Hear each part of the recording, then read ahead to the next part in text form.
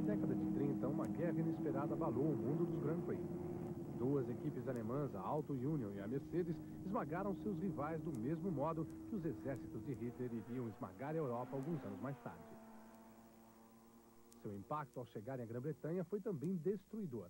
Naquela época, as corridas de automóvel na Grã-Bretanha eram um negócio amador. Ao contrário do restante da Europa, não havia tradição de competição nas estradas públicas. Em Castle Donington, em Derbyshire, o primeiro circuito em estrada pública só foi estabelecido em 1931.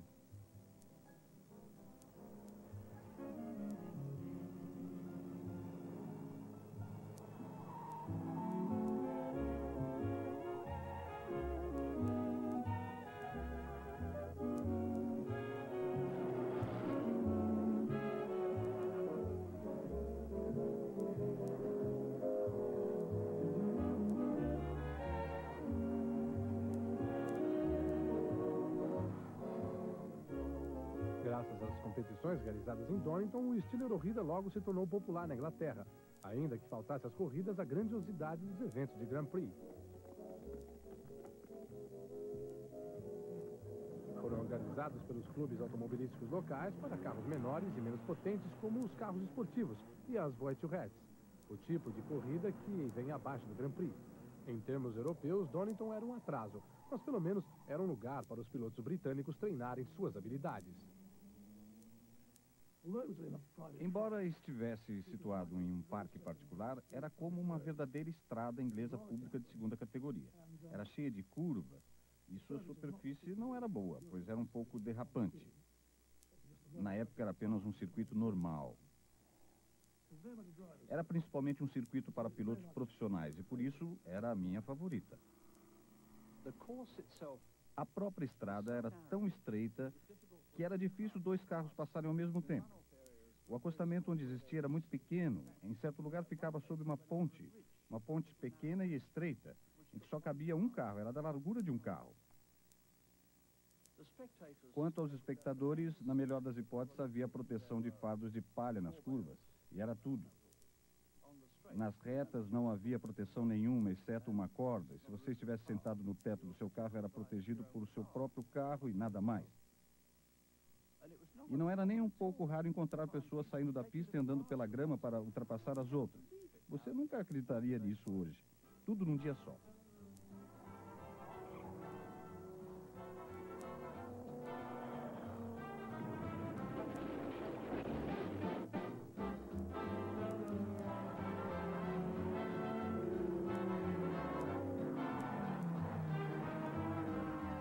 O automobilismo britânico foi animado pelas competições em Donington.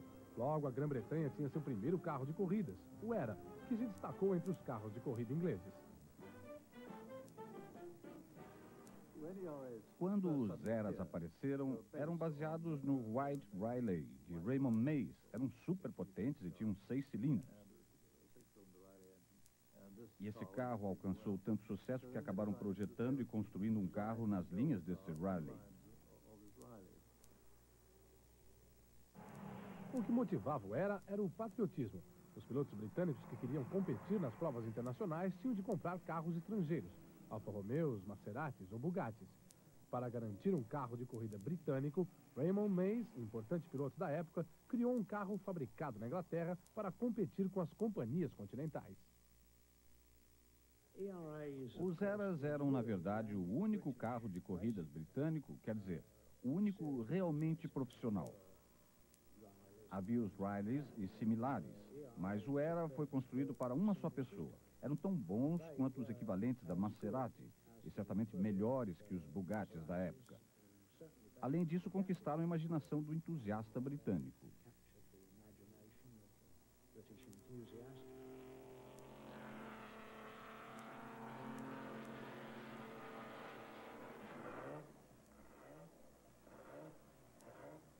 O projeto que Raymond Mays fez antes da guerra foi muito bem sucedido. Os Eras tiveram muito sucesso em corridas de Voiturettes na década de 30, dominaram as corridas britânicas e tiveram um bom desempenho no continente.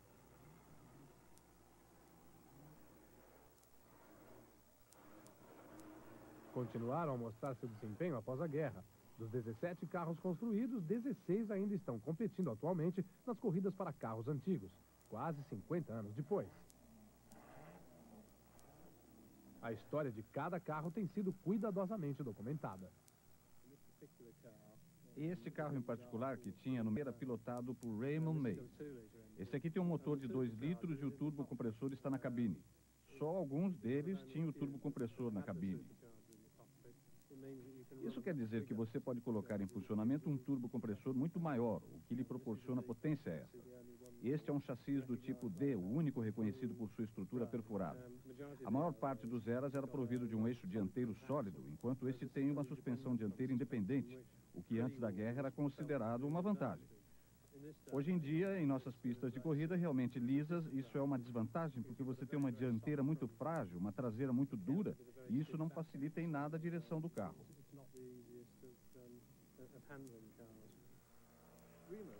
O Remus, também conhecido como R5B, foi originalmente equipado para o Príncipe Bira do Sião, por seu primo Shula Chakrabon, que correu nele na temporada de 1936 no Grand Prix de Voitourette, apresentando um ótimo desempenho.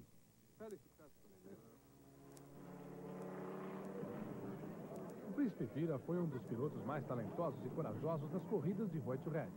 Era o mestre do Era e sua equipe comprou 3 desses carros. E eles tinham nome, chamavam-se Rômulo, Remo e Ranula. Os 2 príncipes corriam em sua equipe para trazer prestígio ao seu país, o Sião. Bira era fascinado por todas as coisas mecânicas. O príncipe Shula era fascinado pela organização. Ele expunha todo o plano e dizia: England, queremos participar dessa e daquela corrida. Com esse e aquele carro. Você pode prepará-los para nós? Se você dissesse sim, isso significava sim. Se dissesse não, era não mesmo. Eu preparava todos os carros e testava-os pessoalmente. E ele dizia: o carro está bom, England? Sim, você pode dirigi-lo, Bira. E se treinasse com ele e ele não respondesse à altura, Bira parava e dizia para si mesmo: Bira, você está lento, ande mais rápido, o carro está em ordem, England. Sim, pode andar mais rápido, Bira. Bira era um piloto perfeccionista, impecável e firme. O que aconteceu é que ele era a pessoa certa para aquele tipo de carro. Pilotos como Bira e Raymond Mays popularizaram a corrida de Voitourette na Inglaterra. Mas este mundo era muito diferente daquela revolução que acontecia em desempenho e potência lá no continente, nas corridas de Grand Prix.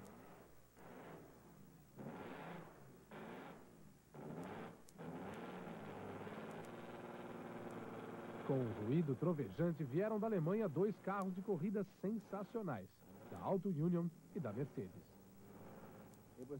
Colocado em termos atuais, era como se de repente aparecessem 2 equipes, ambas 50 milhas por hora mais rápidas que as McLaren, as Ferraris e as Williams.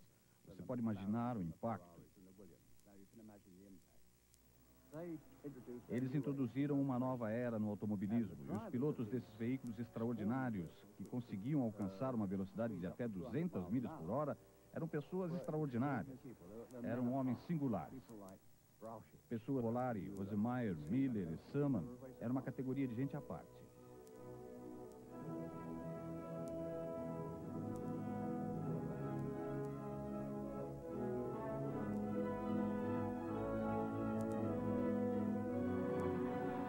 Em 1933, os nazistas tomaram o poder na Alemanha.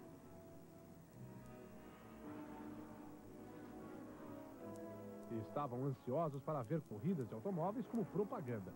Decidiu explorar sua popularidade. A Mercedes e, particularmente, a Auto Union. Soubemos que o dinheiro da construção daqueles carros vinha de Hitler. Que seu objetivo era que seus carros vencessem em toda parte. Eles podiam conseguir todo o dinheiro que quisessem enquanto iam vencendo. Nós víamos muitas coisas que jamais havíamos visto. Por exemplo, eles chegavam em massa. Eles não chegavam como nós, com uma equipe de alguns mecânicos, 1 ou 2 caminhões. A propaganda decidia onde os carros iriam competir pela primeira Grande Prêmio da França, em Montpellier, em 1º de julho de 1930. Os novos carros alemães tiveram um bom princípio. Desafio o piloto da França, Louis Chiron. Ele estava dirigindo um carro italiano, um Alfa Romeo. Mas o que os torcedores franceses queriam era o francês derrotar os alemães britânicos. E ele venceu a corrida.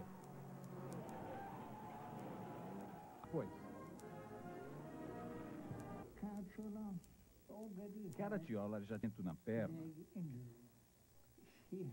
Sentia dores constantes e não conseguia usar o freio com a força necessária. Sua perna não respondia mais a este comando. Mas ele era um piloto muito preciso e estava em sua melhor forma em pista molhada.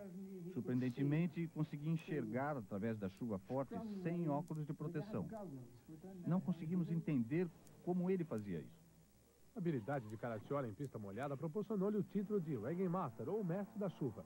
Mas ele iria conseguir um título de prestígio ainda maior, campeão europeu de 35, 37 e 38.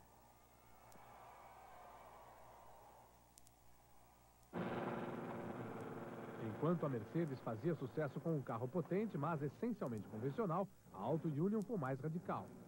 Sua grande inovação foi a posição do motor. Ficava atrás do piloto, antecipando em mais de 20 anos os projetos dos modernos carros de corrida. A ideia partiu do homem que criou a Volkswagen, o projetista austríaco Ferdinand Porsche. A colocação do motor no meio do carro significava que o eixo cardan não passava mais pelo assento do piloto para alcançar as rodas traseiras. O motor, a caixa de marchas e o mecanismo final podiam ser ajustados em uma peça única, o que tornava o carro mecanicamente mais eficiente. Poucos destes carros ainda estão hoje em condições de correr, mas em uma demonstração em Silverstone, uma Mercedes foi dirigida por Niall Corner e uma Auto Union pelo ex-campeão mundial John Surtees.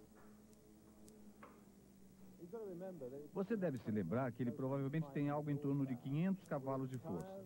E com os pneus dessa largura, imagine essa largura pelo menos 40 anos atrás. Fica ainda mais excitante se você deixar o carro escapar do seu controle. A primeira coisa que vai impressioná-lo é que você está sentado nesse carro com esse grande volante de 18 polegadas a uma distância de 2 polegadas do seu peito, o que é bem diferente da posição de braços estendidos e relaxados em que dirigimos atualmente nossos carros de corrida.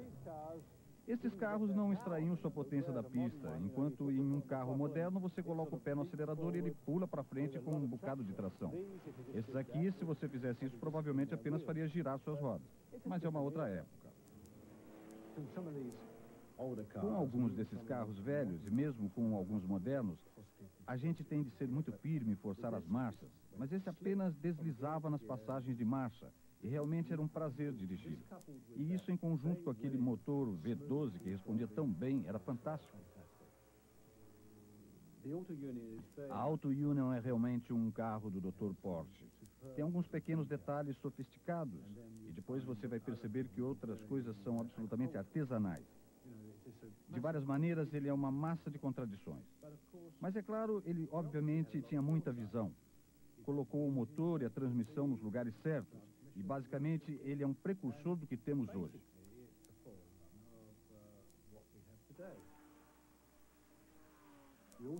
A Auto Union era certamente um carro muito mais robusto.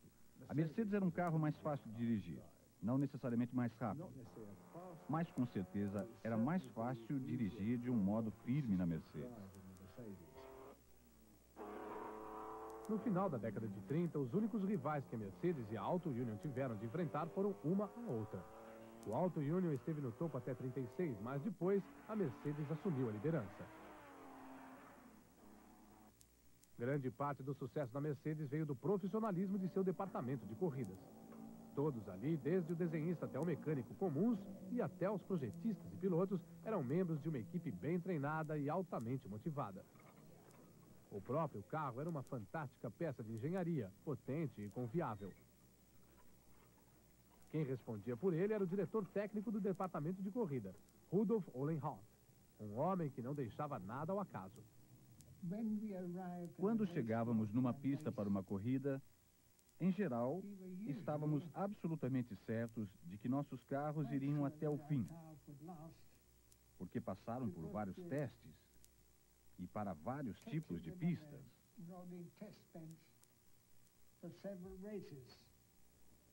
Alan Hart acreditava que a melhor maneira de melhorar os carros era ele mesmo aprender a dirigi-los em corridas.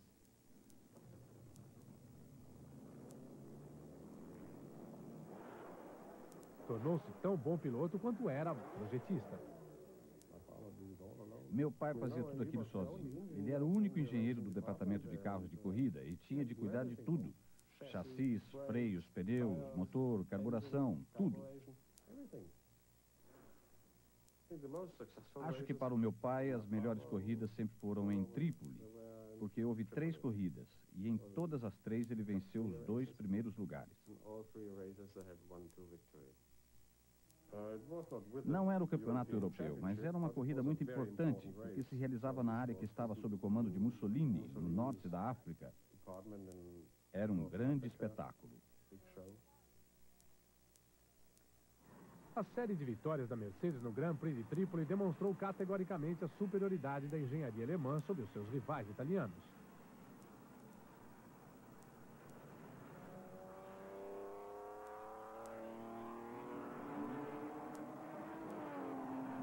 Para a equipe da Mercedes, houve um prêmio adicional. O piloto vencedor das 3 últimas corridas foi o homem que começou como montador no departamento de corridas e fez seu próprio caminho até se tornar piloto. Armand Lang. Quem deu a chance de Lang pilotar para a equipe Mercedes foi o gerente Alfred Neubauer. Neubauer era uma figura impressionante, que falava alto e de modo autoritário. Ele conseguiu bons resultados, mas não era de modo algum popular. Se você considerar pelo barulho, Neubauer era a pessoa que mais se destacava nos boxes. Mas sua influência real não era tão grande. Ele tinha 2 cronômetros que nunca funcionavam direito. A cronometragem era feita pela senhora Caracciola, que conseguia medir os tempos de todos os pilotos com 2 cronômetros.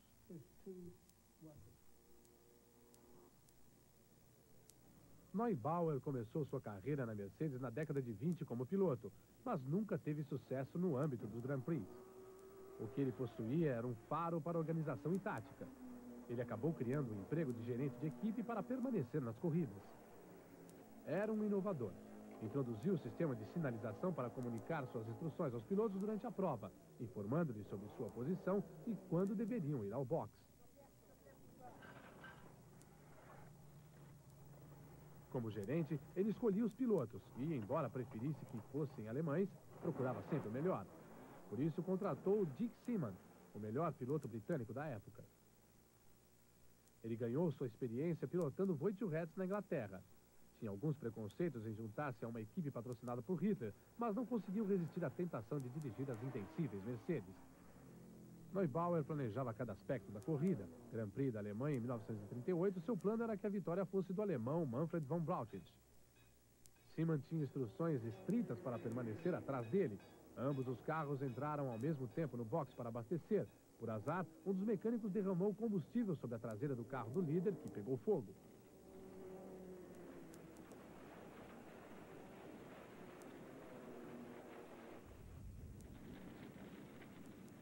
Neubauer arrancou o piloto alemão do carro, permitindo que Seaman assumisse a liderança.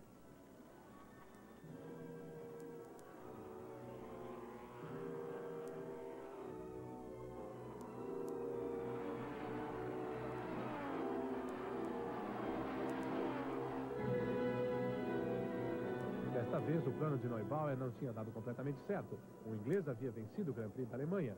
Por outro lado, foi mais um triunfo da tecnologia e organização alemãs.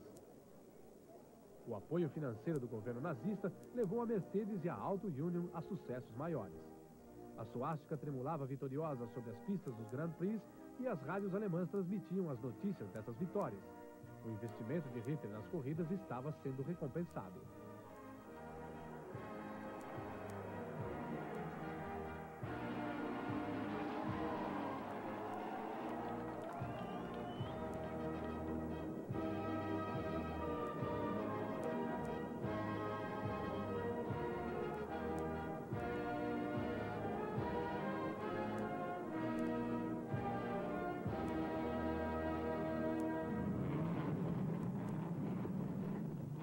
Mas, por acaso, um homem de talento excepcional venceu as toda-poderosas máquinas alemãs.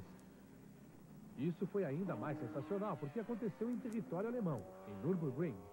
Um italiano no auge de sua forma, dirigindo um Alfa Romeo obsoleto, conseguiu uma vitória brilhante sobre os fantásticos carros alemães.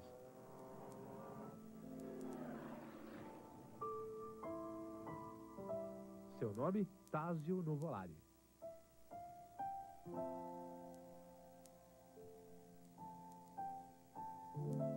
Nuvolari é considerado o maior piloto de sua época. Sua imensa coleção de troféus encontra-se em Mantua, sua cidade natal, no norte da Itália. A rivalidade pessoal com outros pilotos o manteve fora das equipes alemãs até 1938. Ele finalmente juntou-se a elas quando a Auto Union precisou de um toque de gênio.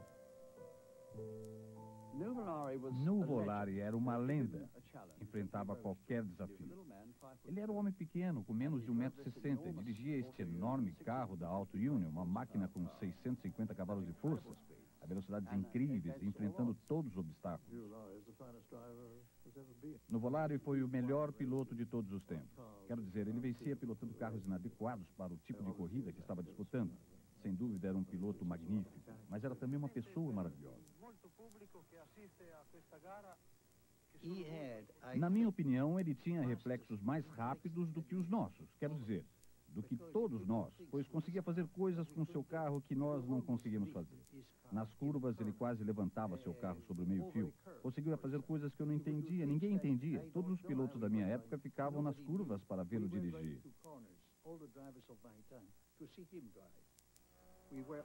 Tínhamos quase certeza de que ele não seria capaz de fazer uma determinada curva, mas ele a fazia, e maravilhosamente.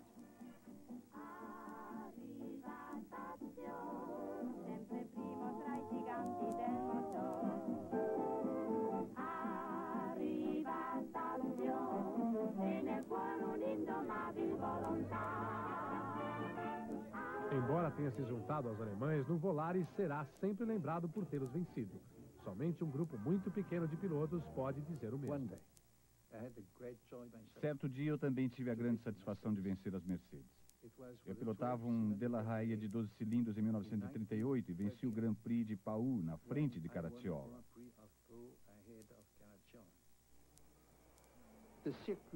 O circuito de Pau era muito difícil, e se seu carro tivesse muita potência, isso era uma desvantagem, pois as rodas rodopiavam. Era isso mesmo.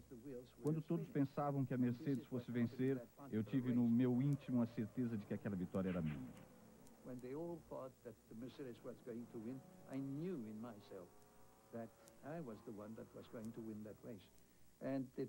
Foi uma enorme satisfação quando, em 1938, venci a Mercedes em Pau, venci o carro nazista.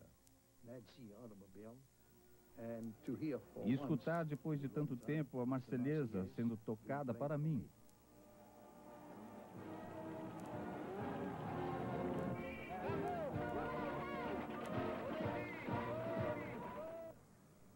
Em 1938, quando o Grand Prix foi disputado em Donington, os britânicos finalmente sentiram o impacto das poderosas equipes alemãs.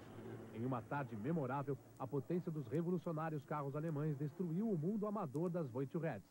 Foi uma experiência inesquecível.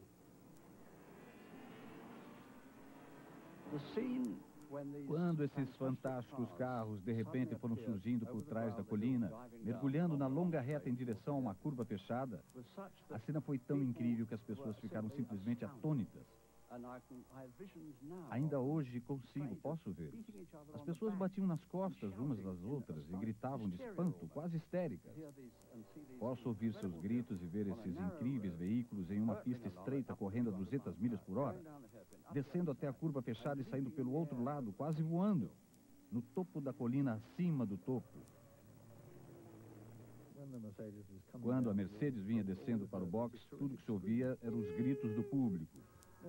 E quando ela passava, os gritos paravam e ficava para trás o potente barulho do motor. Era um grande contraste.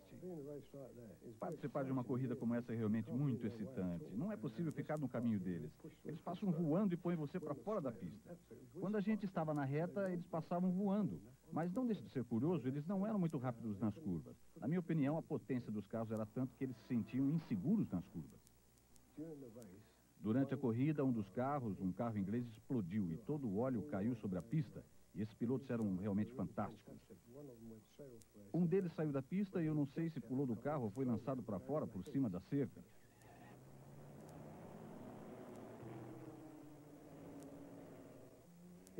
Como você sabe, o circuito em Donington era tão pequeno, acidentado, estreito, que as pernas do público ficavam praticamente na pista. E quando os carros passavam, o público precisava retroceder. Não havia qualquer proteção. É inacreditável. Eles chegaram para vencer. Varreram tudo o que estava diante deles. Foi uma época fascinante, realmente fascinante. Os britânicos tomando lições de automobilismo.